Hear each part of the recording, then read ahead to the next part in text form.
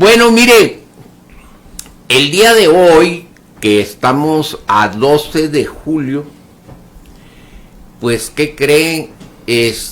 Festejamos el Día del Abogado. Y bueno, pues en principio, pues mandarles un caluroso saludo a todos los abogados en principio de Ciudad Juárez, a todos los amigos que tienen esa profesión, a los estudiantes que se están quemando las pestañas para ser estudiosos del derecho. Pues entonces a todos una enorme felicitación. Y usted me preguntará o se dirá, pues ¿y el derecho por qué tan relevante? O sea, de qué manera el derecho impacta en nuestra vida diaria o en la vida comunitaria o en nuestra ciudad, en nuestro estado y en México. Entonces le voy a platicar un poquito, nos vamos a meter un poquito al tema.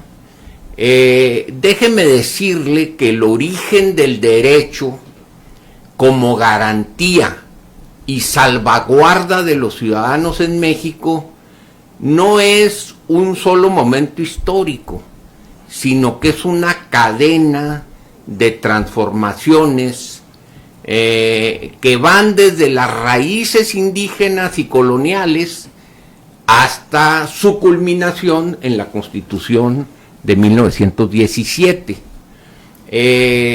y su evolución contemporánea, ¿no? Porque después del 17, como usted ya lo sabe, pues la Constitución se ha venido actualizando, modificando, ajustando.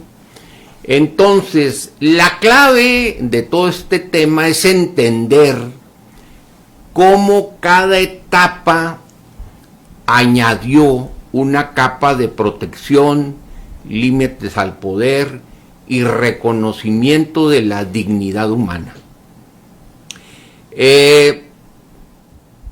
Vamos a empezar por las raíces prehispánicas: orden, comunidad y responsabilidad. Le platico que antes de la llegada de los españoles, los pueblos originarios, mexicas, mayas, tarascos, rarámuris, pues ya tenían un sistema normativo complejo, ¿no? Fundamentalmente podemos destacar tres elementos. Uno, el derecho como orden comunitario, no individualista, sino visto como un derecho de la comunidad. Normas claras sobre propiedad, familia, comercio y sanciones, ya desde aquella época. Autoridades con funciones jurídicas. Déjeme decirle que los mexicas tenían a los tlaxitlanes, que eran los que hacían o tenían esta función, funciones judiciales, y también los mayas tenían sus consejos, que eran estas autoridades, ¿no? Aunque no eran derechos humanos en el sentido moderno, en el sentido que los conocemos actualmente, sí existía la idea de que la vida en comunidad requería reglas y mecanismos de justicia. Yo creo que eso es muy lógico en toda comunidad, por pequeña que ésta sea, pues se necesitan ciertas reglas de convivencia, de respeto, y somos seres humanos imperfectos, entonces hay que tener equipos o reglas de justicia que nos permitan pues conducirnos pues adecuadamente. Esto en la época prehispánica, pero luego viene la colonia, y en la colonia, o sea, durante el virreinato, el derecho es un instrumento de control y también de protección. Con la llegada de España se impuso el derecho castellano y el derecho indiano.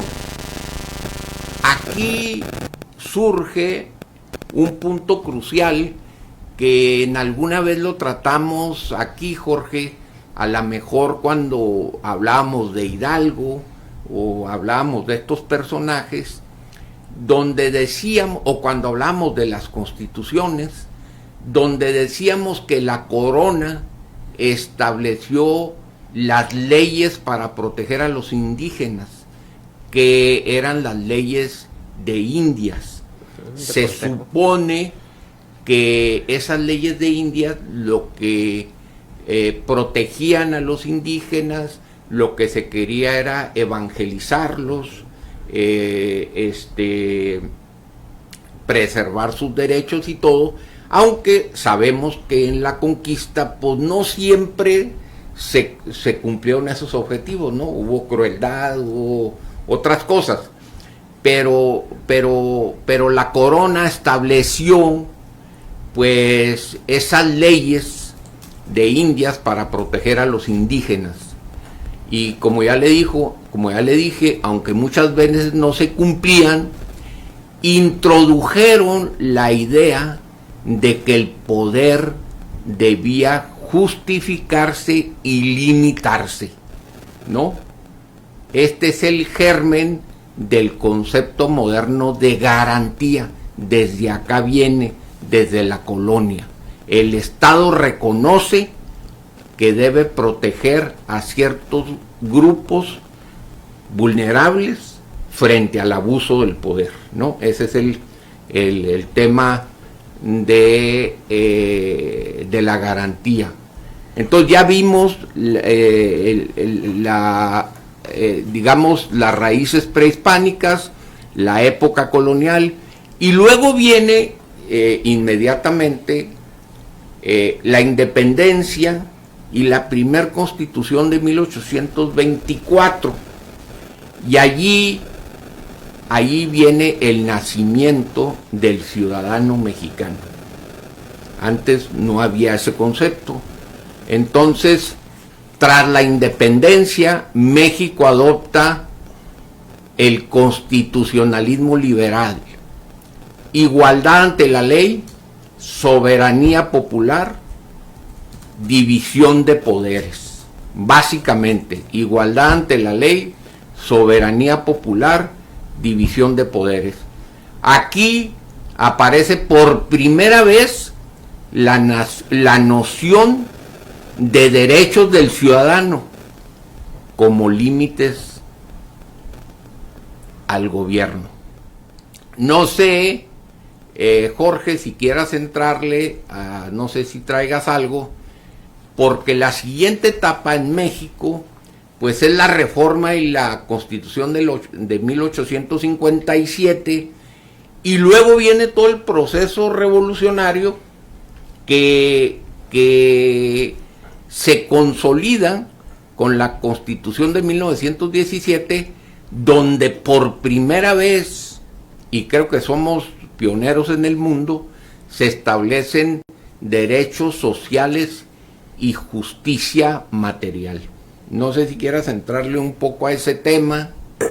Bueno, pues decir que, como usted bien lo dice, desde la época prehispánica, pues ya había personas que se dedicaban, por decirlo así, a defender a aquellos que eran acusados de algún delito en aquella época.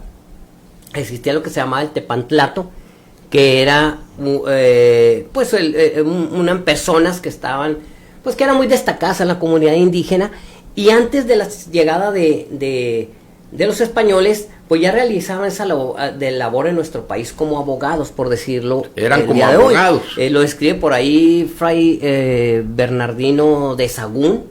Él describe en sus primeros escritos porque él se da cuenta que había gente que defendía a las personas que incurrían en algún delito en aquella época, pues antes de que llegaran los españoles. Entonces ya todo esto existía desde aquellos tiempos.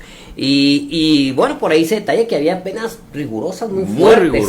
Sí. Había penas muy fuertes, penas de muerte, los castigaban físicamente, y tenían penas realmente duras. Pero sí, ya desde esa época había pues ya existía, por decirlo así, lo que es el abogado tradicional del día de hoy. Y usted bien lo dice, Ingenio Barraza, no es sino después de que llegan los españoles y conquistan todas esas colonias españolas y en Filipinas también, que se constituye lo que es el Consejo de Indias. Ese lo constituye, eso sí lo recuerdo yo, Carlos V en 1524, a raíz precisamente que era necesario tener una regulación en todas las colonias, que le diese un trato digno a cada una de ellas, se respetasen derechos de los indígenas, que como usted bien lo dice, pues de inicio no se respetaron, ¿verdad? Los indígenas eran tratados con mucha dureza, como esclavos, eran golpeados, apaleados, para poderlos convertir a la religión, o cristianizarlos de la religión católica. Pero todo este consejo sí se forma en 1524 con esa idea, y aparte que era el Consejo de Indias, pues nombraba los virreyes, tenían una cierta injerencia legislativa, judicial también, porque pues nombraba a sus representantes y ordenaba lo que iba a regir aquí en las colonias de América sobre todo. Y bueno, va toda esa historia, pues prácticamente hasta, como usted bien lo dice, siguiendo su plática, pues hasta después de la Constitución de Cádiz en 1812 de España hacia México, que todavía no era independiente, y que tiene un gran impacto para la independencia de México, y que consolida de alguna manera la realización de la Constitución de 1824, ya después de Iturbide como el primer emperador de México, y en esta nueva Constitución ya se establecen esos derechos. Entonces sí, muy de acuerdo con toda su historia en cuanto a las tres épocas, ¿verdad? Prehispánica, ya la historia colonial, y luego ya el Nuevo México después de la independencia de España. Así es. No sé, algún comentario, Numa, que nos quieras compartir. Bueno, algo referente aquí al estado de Chihuahua, hablando ya en 1833, el 5 de enero, nació por decreto la legislatura local el nombramiento de un abogado de los pobres, que es en realidad lo que son la Defensoría de Oficio.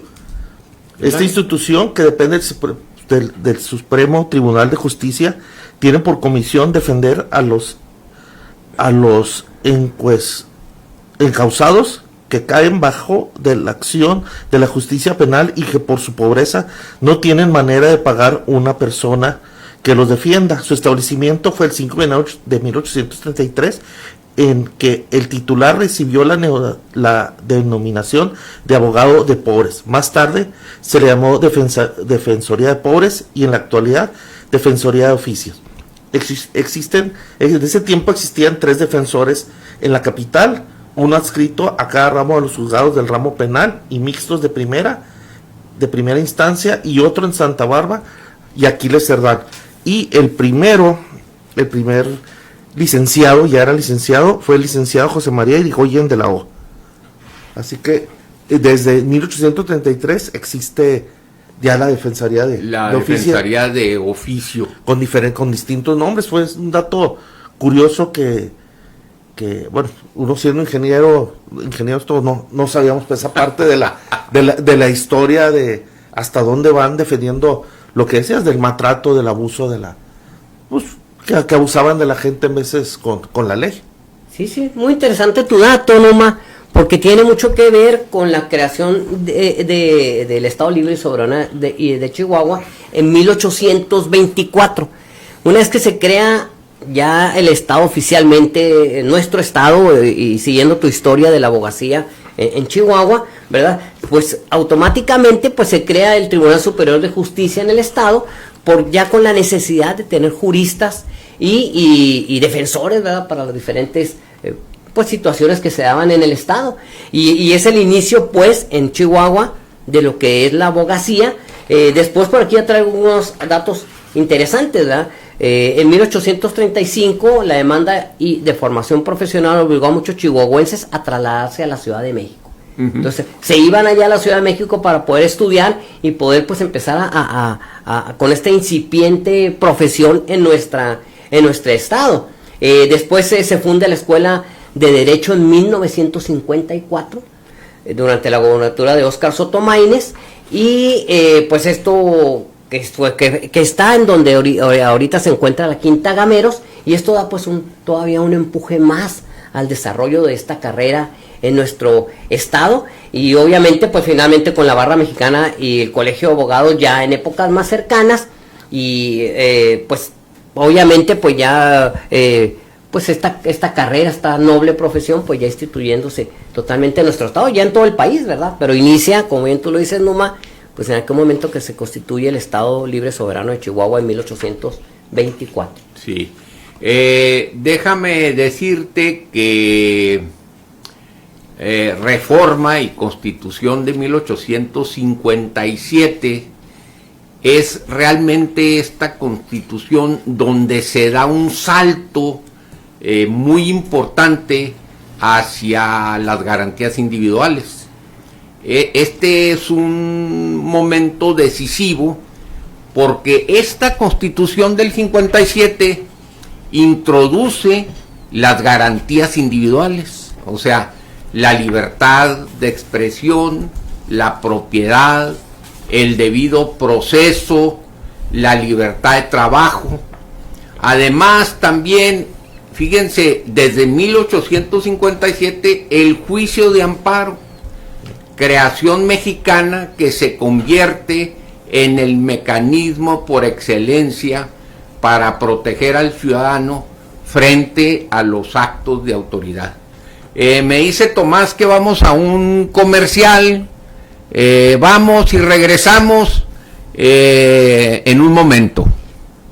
No todo es malo bajo el sol. Si es usted juarense por nacimiento o adopción, siéntase orgullosamente juarense.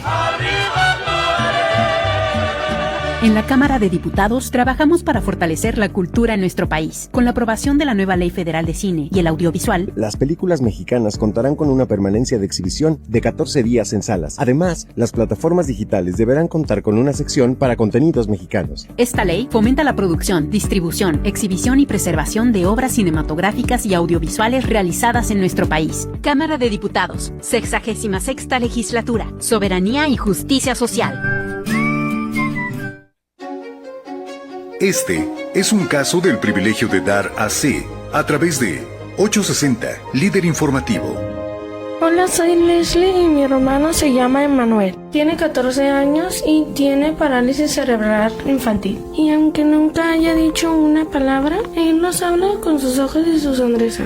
Así hemos compartido muchos momentos felices juntos. Yo soy Claudia, la mamá de Emanuel, y pues, ¿qué podría yo decirles de él? Emanuel llegó en un momento difícil para hacernos felices. Y aunque la mayor parte del tiempo andamos entre médicos, terapias y tratamientos y hospitales, verlos sonreír nos devuelve la calma. Hoy necesitamos 45,000 pesos para cubrir los gastos de una operación en el Hospital Shiners en la Ciudad de México. Esta operación es el inicio para poder verlo dar sus primeros pasos. Mi mamá dice que las estrellas iluminan las noches oscuras. Por eso nuestro pasatiempo favorito es hacer estrellitas de papel juntos. Leslie un día me dijo, mami, vamos a la radio. Y ella me dijo que a cada persona que nos ayude le daríamos una estrellita. Cada donativo representa una oportunidad, una esperanza, una nueva consulta y una nueva terapia. Si decides ayudarnos,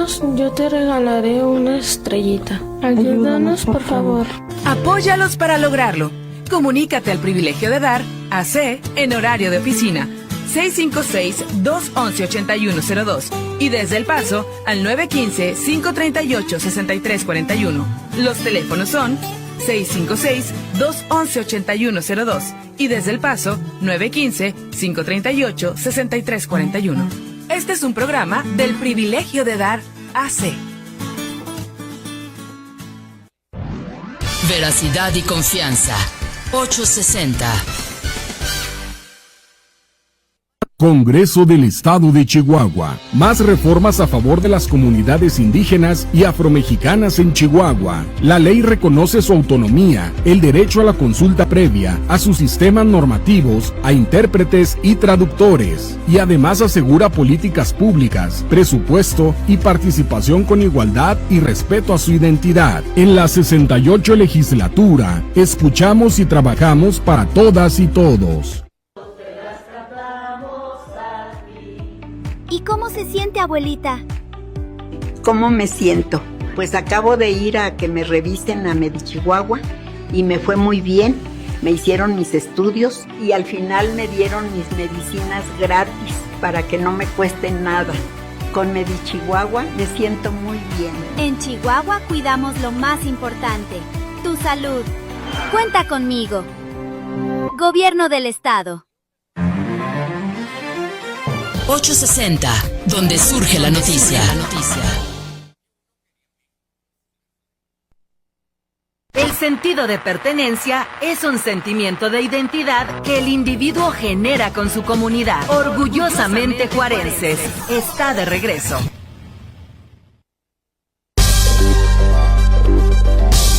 Bueno, pues como le decía, ahorita antes de irnos al corte, en la Constitución de 1857, pues nace el amparo, que en esencia la institucionalización de la idea de que el Estado no es el dueño de la vida de las personas.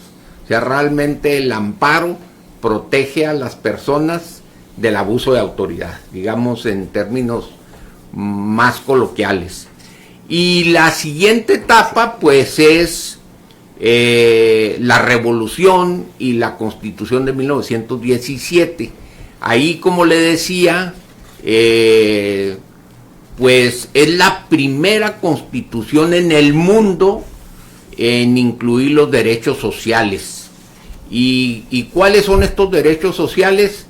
Pues los derechos laborales, que tiene que ver con la jornada, salarios, sindicatos, los derechos agrarios, que es el tema del reparto de tierras, que era una de las banderas de la revolución, derecho a la educación pública y laica, y derecho a la salud y al bienestar social. Aquí el derecho deja de ser solo un escudo contra el poder en la de 1917 para convertirse también en un instrumento para equilibrar las desigualdades.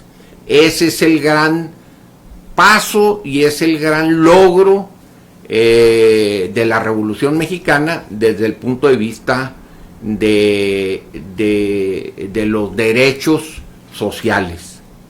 Y bueno, esta Constitución ha venido evolucionando, el mundo ha venido evolucionando, nos hemos venido globalizando, y en el México de hoy, en el México contemporáneo, ampliamos, digamos, de los derechos sociales a el tema de los derechos humanos y control democrático del poder. Entonces, ha habido reformas a la Constitución del 17, sobre todo la de 2011, donde se transforma lo siguiente: las garantías individuales se convierten en derechos humanos. Se obliga a todas las autoridades a aplicar el principio pro persona. Los tratados internacionales que firma México tienen rango constitucional y se fortalecen organismos como la Comisión Nacional de Derechos Humanos y el Instituto de Acceso a la Información, y se crean los tribunales electorales. Hoy el derecho en México es una mezcla de protección frente al abuso del poder, reconocimiento de la dignidad humana y mecanismos de participación y vigilancia ciudadana. Entonces, ¿cuál es el origen del derecho como garantía en México? Pues el origen es histórico, filosófico y político. Tenemos la necesidad comunitaria de orden, eso fue en los pueblos originarios. La idea de limitar el poder en la época colonial. El constitucionalismo liberal de 1824. La creación de garantías individuales y el amparo, la Constitución de 1857. La justicia social como obligación del Estado, Constitución de 1917, y la dignidad humana como eje del sistema jurídico es la modificación que se hace a la Constitución del 17 en el 2011.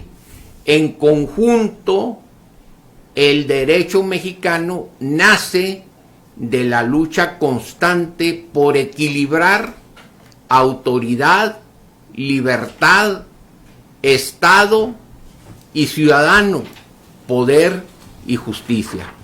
Entonces, como usted puede ver, cómo ha impactado el derecho desde los pueblos originarios hasta el México contemporáneo, pues va ligado con nuestra historia y con todos los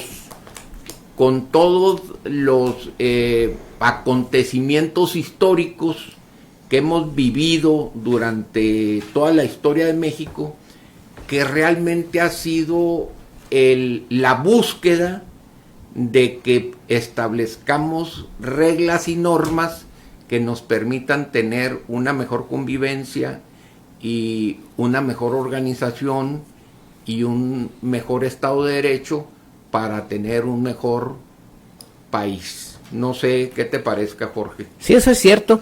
Como usted bien lo dice, de la Constitución de 1857, que se constituye ya legalmente lo que es la Suprema Corte de Justicia de la Nación, y que esto da de alguna manera ya el inicio o la oportunidad a la carrera, a la abogacía, y aparte la aparición del juicio de amparo, que todo esto hace un cambio, ¿verdad? Un cambio total, porque la Constitución de 1857 es un parteaguas, es una Constitución 100% liberal que tiene cambios muy radicales a las anteriores constituciones.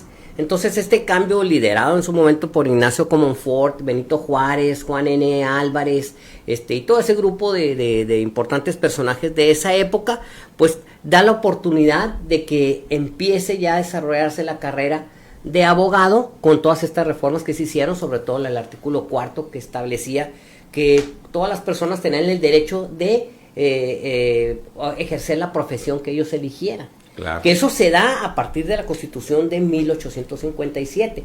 Y el cambio final en la siguiente Constitución, que es la de 1917, que tiene una serie de reformas que cambian totalmente esa idea liberal allá una idea constitucional.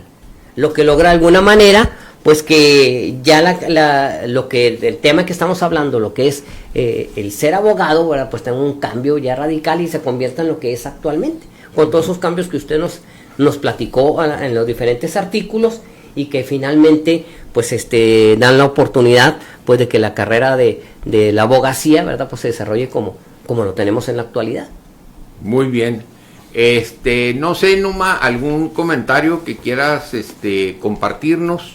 Pues nomás aquí viendo de un poquito de la la historia, lo que se formó al entrar a la Constitución de 1858, se estableció la elección popular de los expresados de los ministros del Poder Judicial, los cuales fueron desde 1858 hasta octubre de 1918, que pasó a la legislatura local la facultad de designar a los magistrados. Pues son datitos de cómo va evolucionando muy interesante. Pues más bien el Poder Judicial, que va a la mano de los licenciados, de los abogados, en el Estado, conforme van cambiando las constituciones y todo, cómo se va evolucionando la ley también dentro del Estado. Okay. Ya vimos ahorita la evolución que ha tenido el derecho, porque estamos en el Día del Abogado, pero realmente el abogado es el que ejerce, ¿no? Pues todos estos conceptos que le hemos estado diciendo del derecho.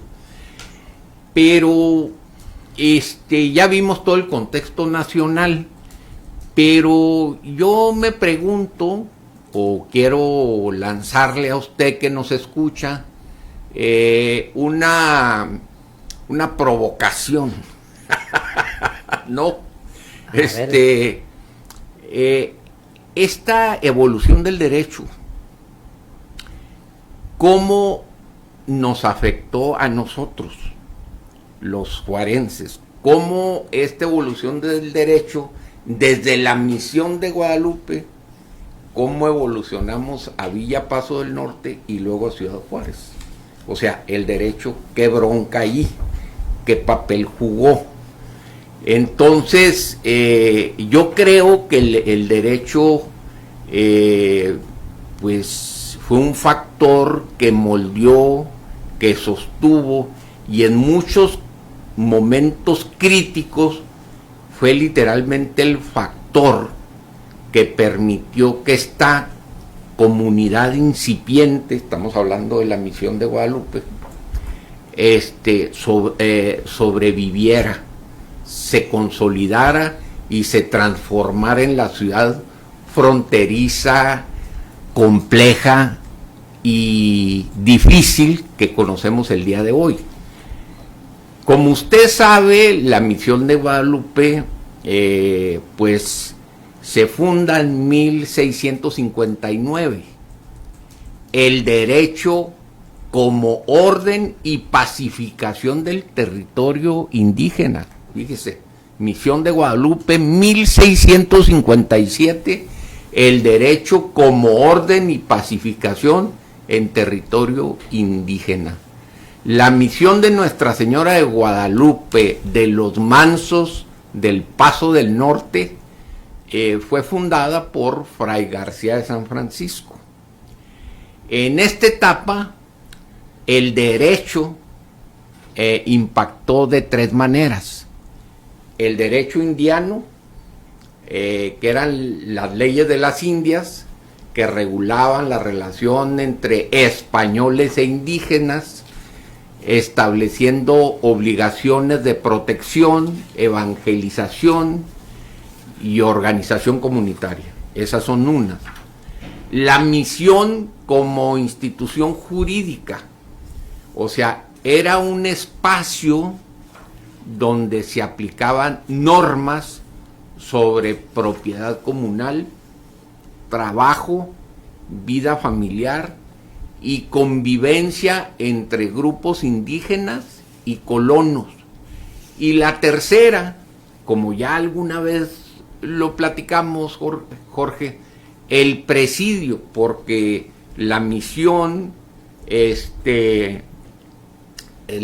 Guadalupe, pues en algún momento se convirtió en un presidio como mecanismo legal de defensa.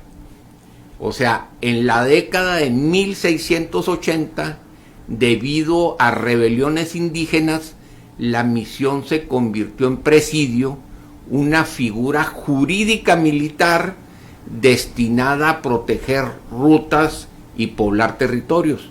Alguna vez en algún programa vimos aquellas rebeliones indígenas que obligaron al gobernador de Santa Fe a salir corriendo y venir a refugiarse a la Misión de Guadalupe, y entonces se establece estos presidios que precisamente eran para pues para defensa, pero tenían una figura jurídica militar. Aquí el derecho no era un texto. Aquí, como todas las cosas que pasan aquí, era la herramienta para sobrevivir en un territorio de frontera. ¿Cómo ves, Jorge?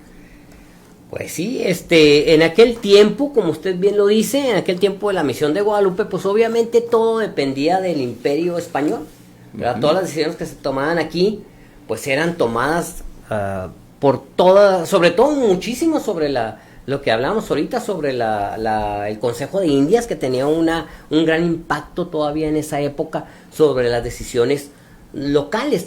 No había en esos momentos abogados locales, no, era todo, no. No existían barras de abogados ni facultades de derecho ni cosas de ese tipo, ¿verdad? Las decisiones las manejaban, fíjese bien, aquí estoy leyendo algo muy interesante, eran manejadas por los propios interesados, apoyados por procuradores, o sea, representantes sin título académico pero con conocimiento práctico, o directamente resueltos por el gobernador de la provincia.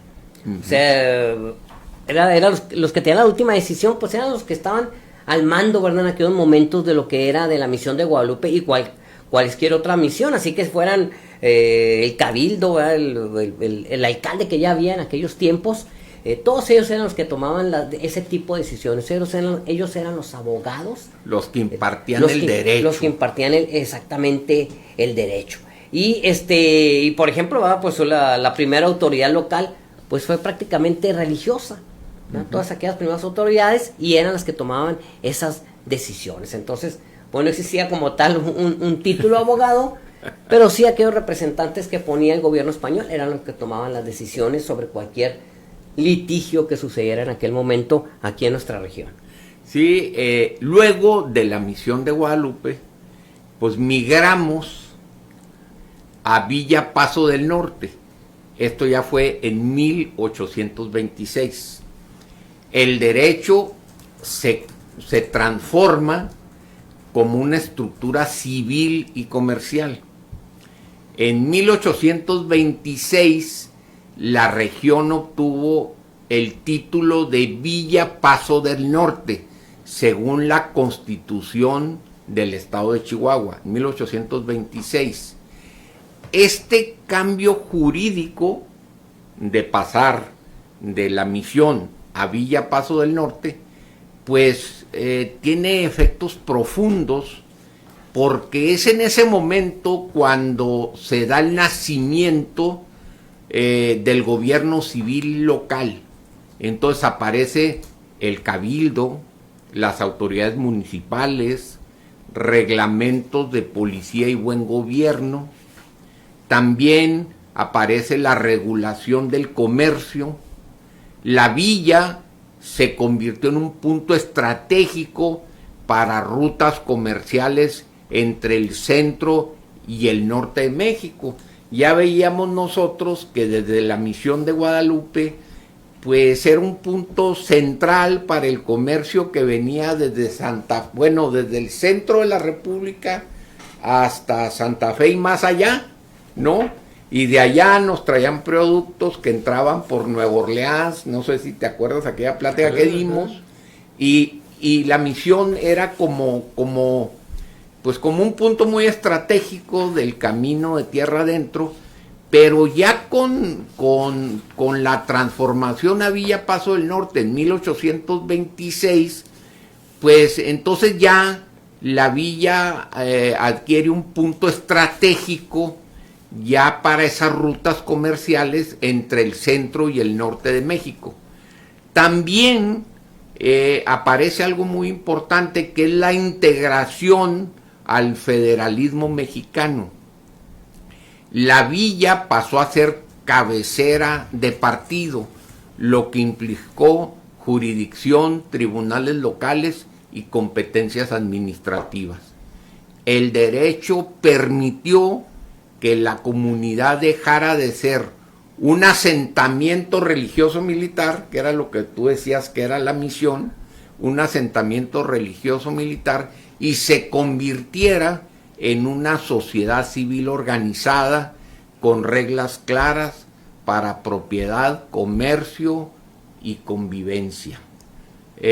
Numa, algo que tengas que compartirnos, algún dato de esos chistosos que luego saca muy interesantes. Sí, pues hablando de Paso del Norte, pues como todos sabemos, fue fundada en el 1659 y hasta 1889 llevaba el nombre de Villa Paso del Norte, cambiando a Ciudad Juárez por en honor a Benito Juárez, que hizo aquí fue su refugio en los días críticos de la intervención francesa y el imperio en 1865 y 1866.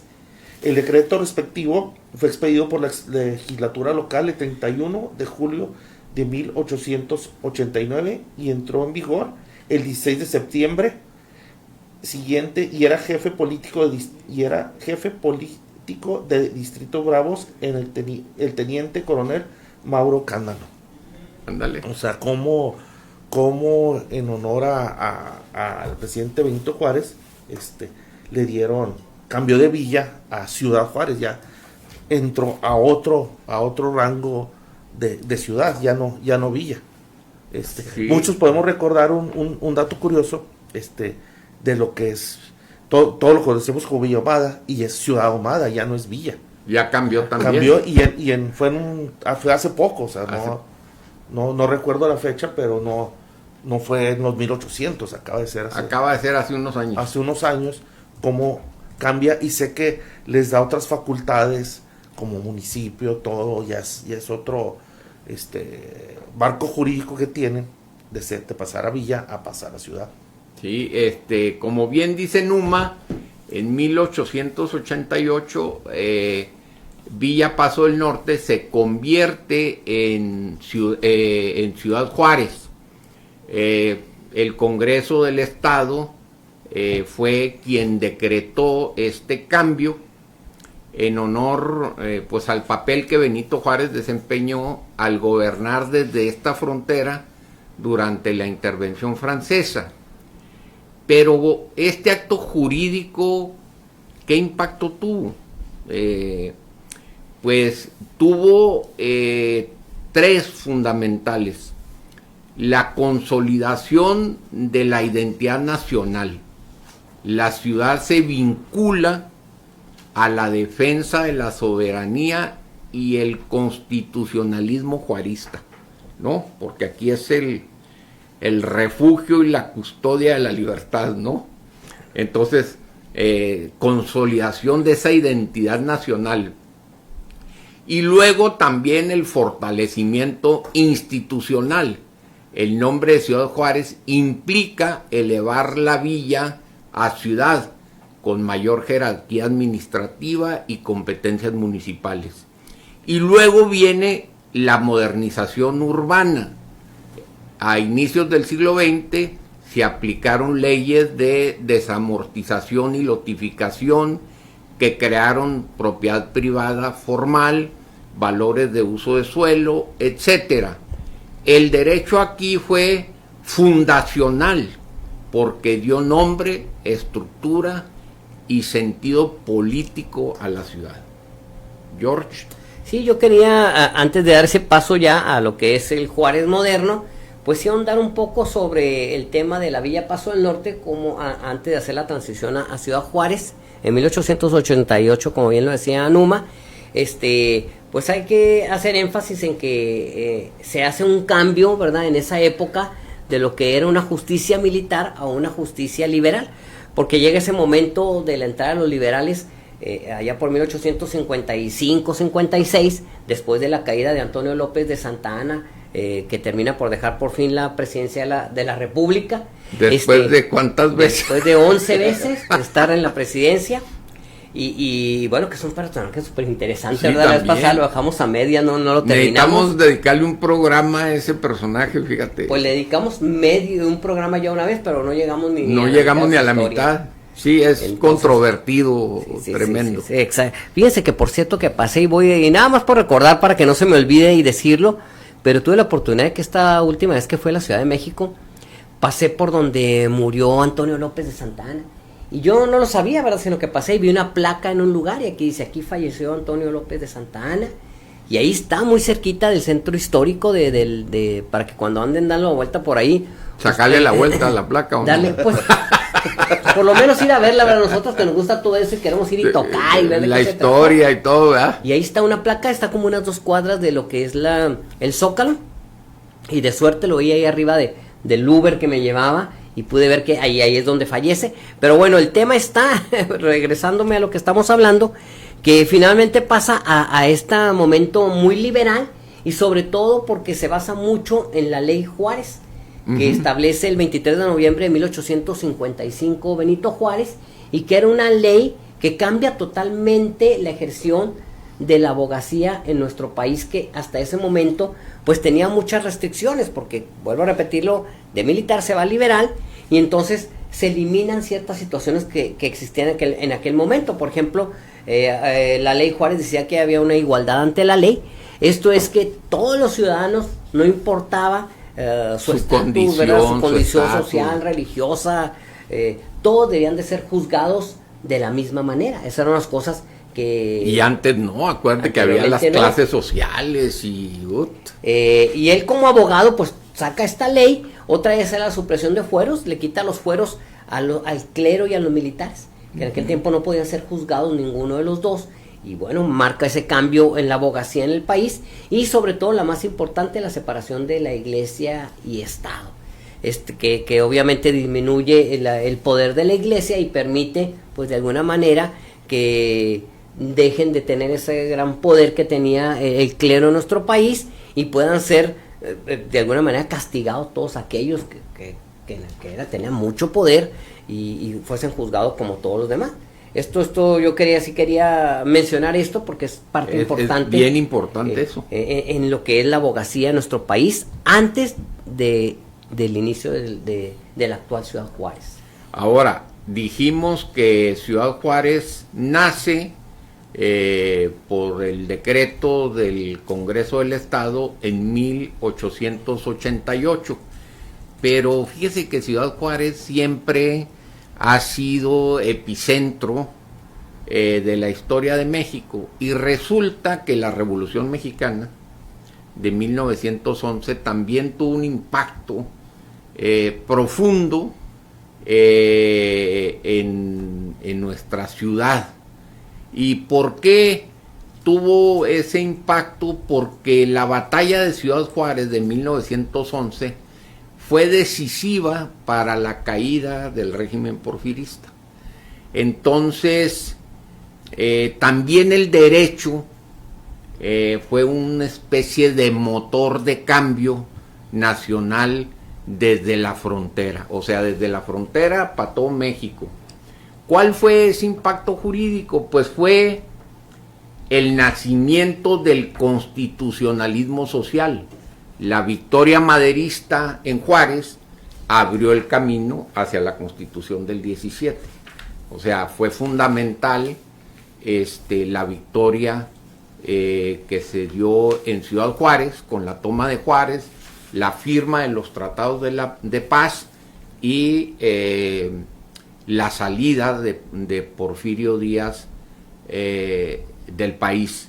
Vino una reconfiguración del poder local, la ciudad se convirtió en el centro político y militar, lo que fortaleció su aparato institucional. Recordemos que Francisco I. Madero estableció la presidencia de la República pues en Ciudad Juárez, en la aduana fronteriza. Por segunda vez, primero vino Benito Juárez en 2 ocasiones, y desde aquí ejercía el poder como presidente de la República, y también en 1911 Francisco I. Madero convierte a Ciudad Juárez en el eje o en el epicentro político y militar de todo México. Aquí también aparecen los derechos laborales y agrarios. La frontera fue uno de los primeros espacios donde se aplicaron las nuevas normas sociales del siglo XX. Juárez no solo vivió la revolución, la impulsó jurídicamente. Esos cambios se dieron muy fuerte, pues ya en Juárez, en la época de la revolución. Y ya más adentrado el siglo XX, el derecho como base de la industrialización y la vida binacional.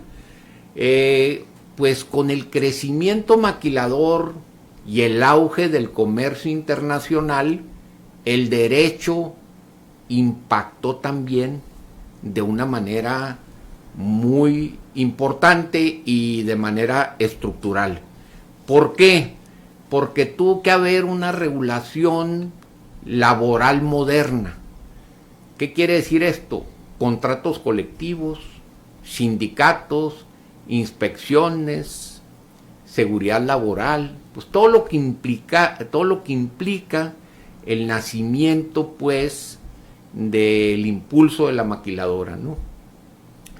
También se tuvieron que implementar normas de comercio exterior y aduanas, porque Juárez fue un laboratorio de ese tipo de leyes que luego se aplicaron en todo México, porque aquí empezamos, pues, a importar y a exportar con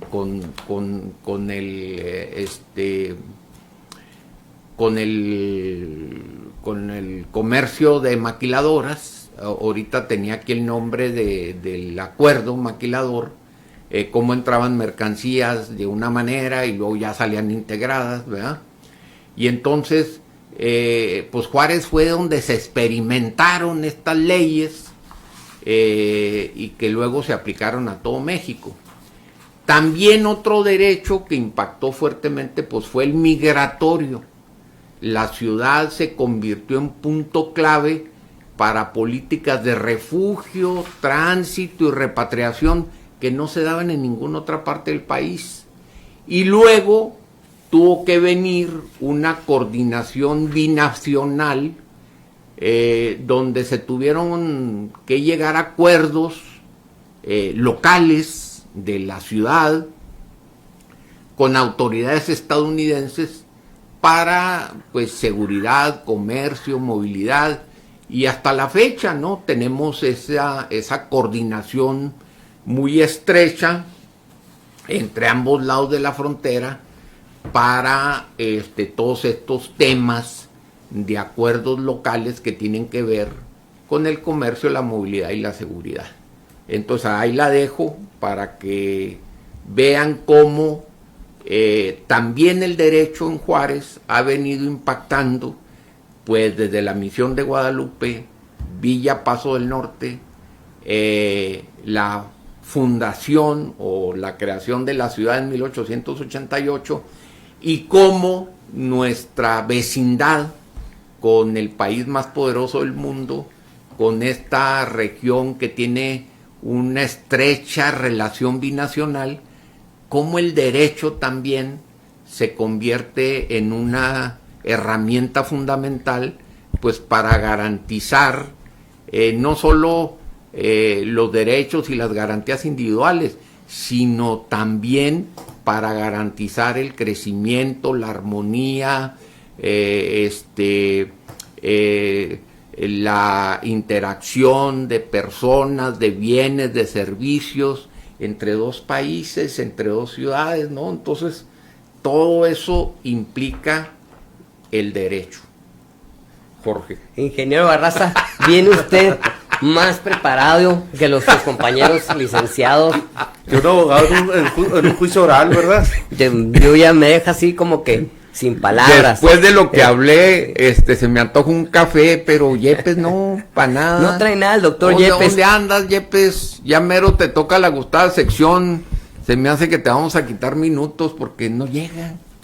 ¿Qué le pasará? No, pues yo creo que ya viene en camino el doctor Yepes. ¿Usted cree en serio? Sí, yo creo que ya viene en camino, nos trae algunas deliciosas galletitas elaboradas. Pues, ¿usted le tiene fe todavía al doctor Yepes? Sí, tengo fe. El doctor Yepes viene en camino, se lo aseguro. Trae unas galletitas deliciosas que muy seguramente elaboró su señora esposa, quien hace galletas muy, muy ricas. Estoy dudando. Y un cafecito, 3 va a traer. Estoy como con la esperanza con Harlan. Se quedó esperando. Fíjense, nada más, déjenme, adelante, de que se me olvide, nos manda un saludito por aquí la maestra Imelda Vega, que el día de ayer la tuvimos, maestra historiadora, que la tuvimos ayer de visita en Juarenses AC, acompañando la interesante plática de su compañero de ella y amigo, y también de nosotros, el arquitecto Ignacio Frausto, que nos dio una plática muy interesante. Muy interesante, yo me quedé pica, fíjate. Sobre la cultura mogollón en Ciudad Juárez, que es la cultura con la que inicia nuestra ciudad, antes de la época de la llegada de los españoles y mucho antes de todas aquellas historias que se platican, y él realiza de momento, a quien le mandamos un saludo, un miembro también de Juarenses AC, el arquitecto Frausto, realiza una investigación muy interesante sobre esta cultura, y bueno, ya platicaremos de ella en otro momento. Y la maestra ahorita por aquí me manda un saludo, y le mandamos nosotros un saludo también a ella, y me recuerda, me dice: Jorge, mira, un día como hoy, en 1562, Diego de Landa ordenó la quema de numerosos códices, efigies y objetos sagrados de los mayas en el auto de fe de Maní, en el actual estado de Yucatán. Nos mandó un dato histórico, ella también que le fascina la ella historia. Le gusta mucho, muy buen dato, Muy buen dato, que es cuando se queman pues todas estas cosas ahí de los mayas, un día como hoy, y le mandamos un saludo, por supuesto, de nuevo a la maestra e historiadora Imelda Vega. Y gracias por escucharnos y estar ahí atenta, y esperamos verla muy pronto.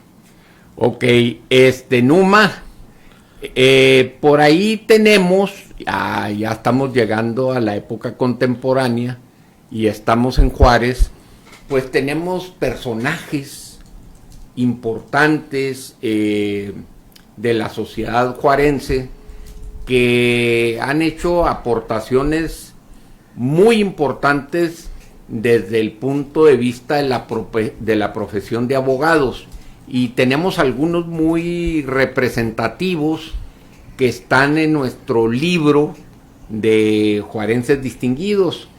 No sé si nos quieras platicar de alguno, Numa, que tengas allí a la mano. Pues mira, aquí uno de los abogados que está en el recinto de Juarenses Distinguidos, como comentas, es el licenciado Federico Eulaulio Vaca Granados. Federico Eulaulio Vaca Granados nació en 1884 en Camargo, Chihuahua, donde vivió su infancia y adolescencia, desempeñando diversos trabajos, incluyendo el de telegrafista hasta 1913. Ese año decidió mudarse a Ciudad Juárez, donde iniciaría una exitosa carrera en el comercio entre Ciudad Juárez y Chihuahua capital. Fue en esta ciudad donde conoció a Guadalupe Rojas Bertis, hija del prestigioso abogado Carlos Rojas Bertis. El matrimonio procreó 8 hijos, fortaleciendo sus raíces familiares en la región. Su vida tomó un giro significativo en Ciudad Juárez al conocer al abogado Felipe Seijas, quien no solo se convirtió en un gran amigo, sino también en su mentor. Bajo su influencia, Vaca Granados se sintió inspirado para estudiar Derecho, aprovechando la reciente apertura de la Escuela de Derecho en Chihuahua. Tras completar sus estudios, obtuvo la patente de notario público número 5 del Distrito Bravos, marcando el inicio de una distinguida carrera en el notariado.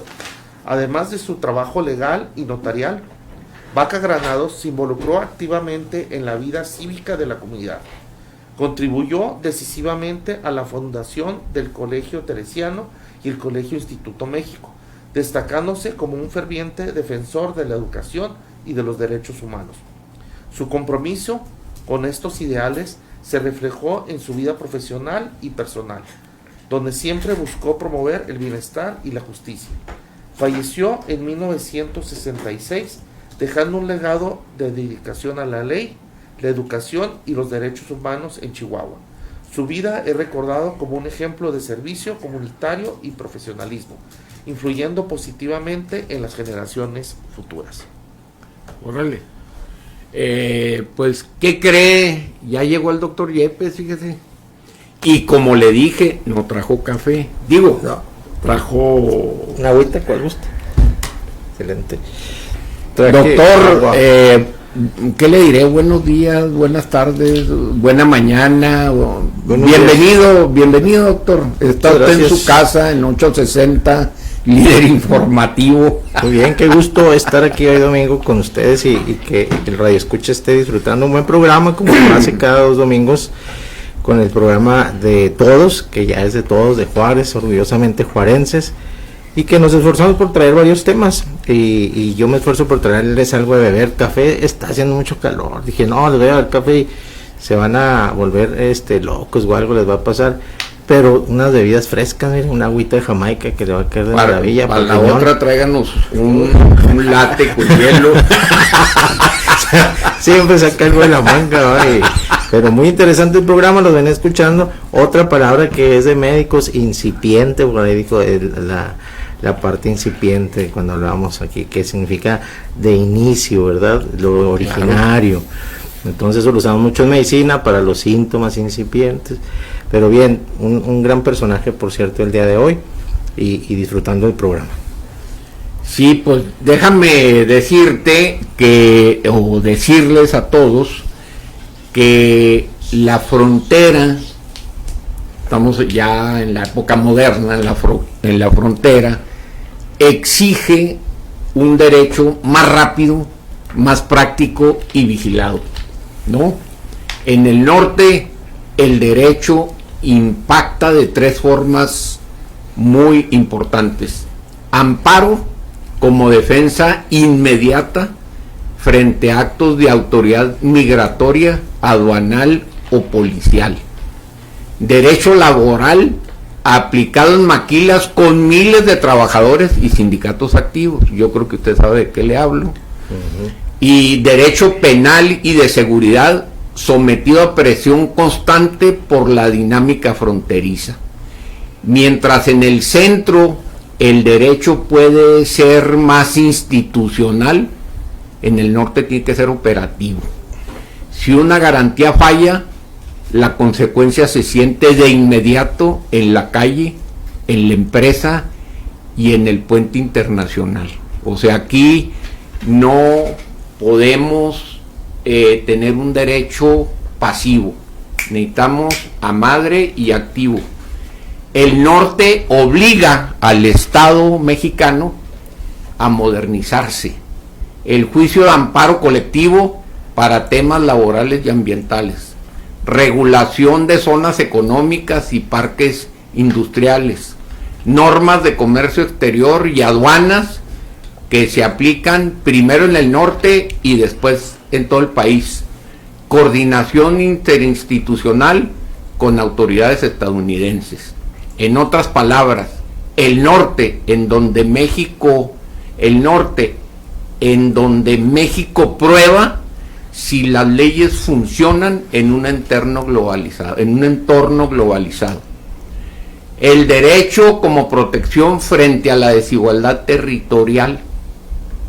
La distancia del centro también genera una paradoja. El norte es económicamente fuerte, pero históricamente ha sido menos atendido por el diseño institucional centralista. Por eso, las garantías constitucionales, igualdad, seguridad jurídica, libertad de trabajo, propiedad, se vuelven escudo contra el abandono institucional en que nos tiene el centro del país. En el norte, el derecho es la forma de exigir infraestructura, seguridad, inversión, justicia, servicios públicos.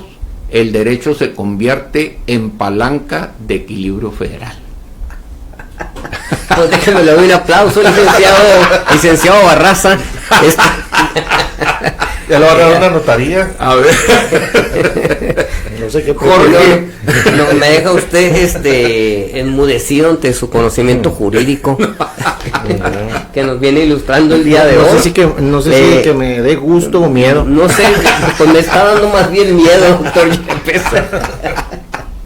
Porque no sé cómo continuarle su tema. Adelante. Pero déjeme les digo, estamos hablando del licenciado Vaca Granado, está el licenciado Barraza, porque ya yo creo que ya le voy a cambiar el título. Sí. Bueno, decíamos el licenciado Vaca Granado, a mí me llama la atención algo mucho de él. Y es que él, en la época en la que nace, que es una época bastante difícil, y sus primeros trabajos, que son durante plena época revolucionaria, pues yo creo que le dificultan de alguna manera el poder prepararse. Y el licenciado Vaca Granado termina su educación como abogado después de los 30 años de edad.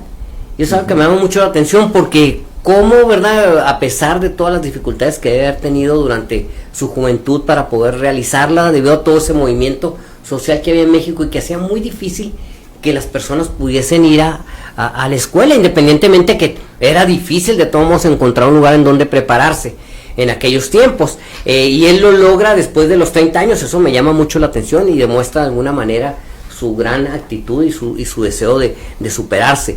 Y bueno, interesante saber que él es el fundador de los colegios, de dos de los colegios más importantes todavía ahora en la ciudad, que es el Colegio Teresiano y el Instituto México, que son grandes instituciones educativas que, a pesar de que ahorita hay una gran cantidad de escuelas particulares con un alto nivel educativo, más sin embargo estas dos siguen despuntando en la ciudad como de los mejores institutos que existen actualmente, con una muy buena educación basada sobre todo en los valores, no solamente pues los que regularmente llevamos todos, sino también en una educación religiosa que llevan las dos instituciones. Y de ahí pues grandes amigos míos y seguramente ustedes han egresado a estas escuelas.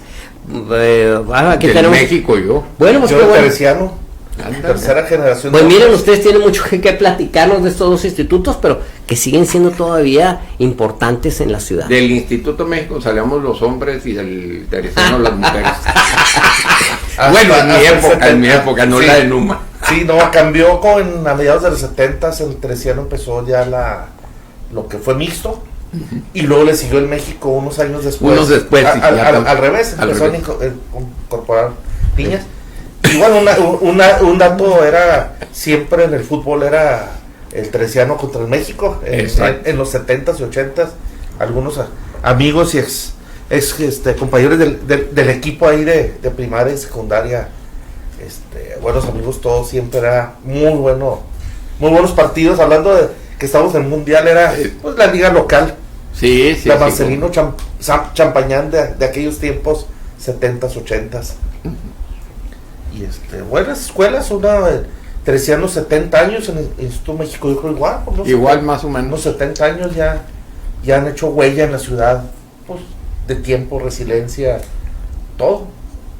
Sí, escuelas 100%, en aquel tiempo pues no todo el mundo iba al Instituto México ni al Teresiano, no. Nomás ustedes los fifís, que asistían a esas escuelas. No sé por qué, pero es una larga historia. Los inteligentes. Los fifís. Sí, ya son las 11:27, doctor. Y yo no sé si usted ya trae de perdida el título de la gustada sección. Yes, I do.